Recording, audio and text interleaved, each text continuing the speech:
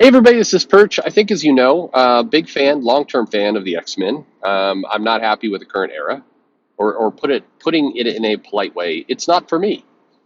It does feel like a gut punch, and I think some people have asked, why do people get so hung up about the X-Men and the Krakoa era? Is it because several of the creators involved in this era are outspoken LGBTQ members? First of all, I'm not entirely sure that's true. Vita Ayala, yes, but Vita had a very brief stint on New Mutants. What Teenie Howard? Teenie Howard, is, as far as I know, is married to a man. I don't know. Well, whatever. I no. I'm sure there's a contingent of people that are going to hate that, but by and large, my opinion is why there's so much frustration about the Krakoa era of the X-Men is because the X-Men had been languishing, somewhat aimless for a long time. And then it looked like, things were finally going to turn around. We were about to embark on this kind of epic run of the X-Men. And then, like a gut punch, it went in weird other directions. So this guy writing in asks the question, says, "Hey Perch, this is going to be a controversial issue, and certainly the argument could be made that not enough time has passed to fully judge it. But am I alone in thinking that Jonathan Hickman's run on X-Men should be considered a failure? Ignoring anything that came before or since, just looking at his run itself. I'm trying to be impartial, to look objectively as I can. I think you would be hard-pressed to find someone who legitimately disliked Hoxpox. That's generally true. There are a couple of people, but by and large, that run felt substantial and meaningful, and it was well-liked. Then he had 9 issues of world building and sewing subplots. This was in the X-Men book. And by the way, my personal opinion is that when Hickman announced that he was going to do the one and done issues, that the X-Men for a while would not have any continual storylines, they'd all be kind of one and done stories. I remember thinking at that time, like, ooh, that's a mistake.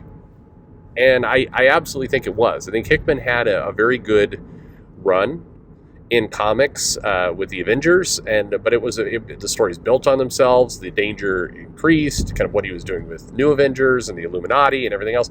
I think that there was a definite sense of dread, and so that's what people had come to expect. And Hoxpox, it was very tied together. It was telling a big kind of narrative there, and so the idea of we're just going to do one and done issues felt wrong, and it felt like something that was going to play to his weaknesses rather than his strengths, and I think it did wind up coming out that way. Anyway, then there were 2 issues of Empire crossovers, then 10 of Swords for 5 issues, then 5 issues trying to wrap a few things up, then 4 issues of Inferno. In the end, regardless of whether you liked any of the stories or not, there was a lot of setup with little to no payoff. Hell, for everything he tried to cram in at the end, we still don't know what Moira was doing all that time. There's obviously editorial interference, but that happens on all titles. That alone can't excuse it. I'd be interested in hearing your thoughts." Well, I'll say on the offset, there was little to zero editorial interference in this case. People, it's weird. I see people blaming Jordan White, and maybe my criticism of Jordan White in this particular situation, also having heard from people who were in the X-Slack and kind of around it, I think the big crime that you could levy it at with Jordan is that he didn't do more. He actually let too many things just go, and kind of people do whatever they want. Arguably, there should have been a lot more editorial influence.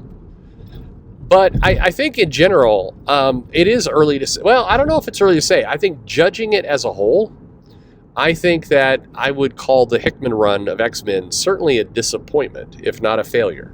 And the reason I say disappointment is it was intending to set up a ton of different elements to it. It was trying to kind of world build and create a lot of different, as you mentioned, subplots and different parts of the lore, and create all this other stuff. And then the way it was executed was it was mismanaged. As I mentioned, the one and done storylines did nothing to help kind of the overall story progress. It just introduced a bunch of new things, some of which were random, some of which had nothing to do with anything. And on top of that, the comic.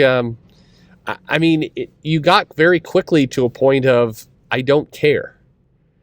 They were introducing new concepts, but it no longer felt worth putting the time in to actually discover where it was going.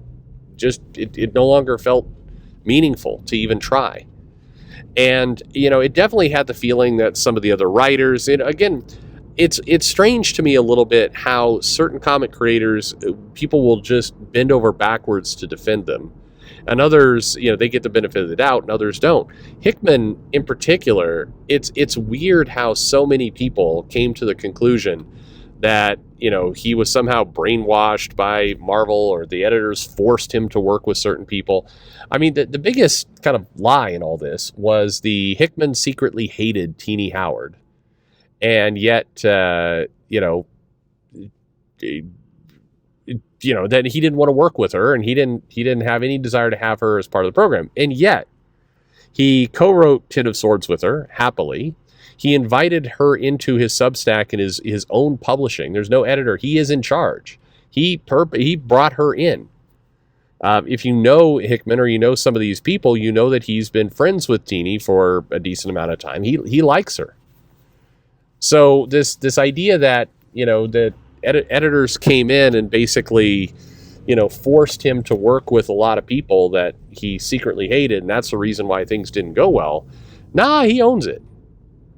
Part of his deal as the quote unquote head of X was to to shape this stuff, and to he had kind of carte blanche to make it work the way he wanted it to work, and he did. What you saw was what he put out. Now, I make no mistake about it. I have to believe that at some point, Marvel did come around and be like, hey, we want more comics, squeeze more blood out of the stone. This was a hit, so let's get a bunch of more series going.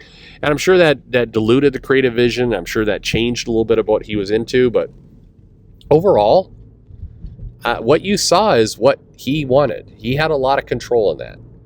I'm not saying 100% of the blame falls on his shoulders by any stretch of the imagination, but, issue number 2, he still introduced the plant grannies, and that was something he did. And, that was his brainchild. And by the way, if you've read other Hickman work, it's not all like every single comic is a well-constructed, tight masterpiece. There's plenty of kind of filler and random shit in there. There always has been. He's got good storylines. I like him.